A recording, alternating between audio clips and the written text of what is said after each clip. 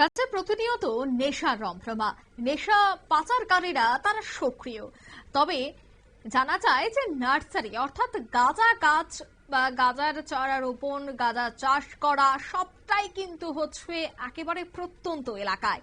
আবারও দেখা গেল থানার ওসি জয়ন্ত দাসের নেতৃত্বে বিশেষ অভিযান চলে, আর সেখানেই শিবনগর চর এলাকায় খাস জায়গাতে 65,000 গাঁজা নার্সারি ধ্বংস করা হয়।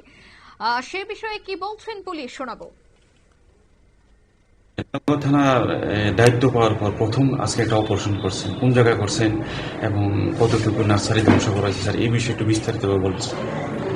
আজকে আমরা সকাল প্রায় 9:30-10টা নাগাদ আমরা শিবনগরের চর বলে একটা জায়গা আছে, যেখানে এটা খাস ল্যান্ড, ছড়ার পাড়। ওইখানে কোনো দাবি নেই কারো।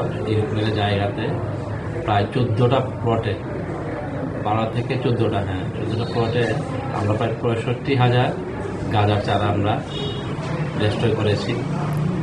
তো এই যে অপারেশন ছিল, এই অপারেশনে আমাদের থানার অন্য সাব ইন্সপেক্টর দুজন ছিল, সুবীর সাহা এবং রামকৃষ্ণ।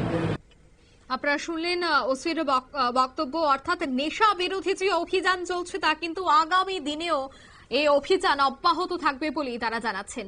নিয়ে নিচ্ছে ছোট্ট একটি বিজ্ঞাপন বিরতি, সঙ্গে থাকুন।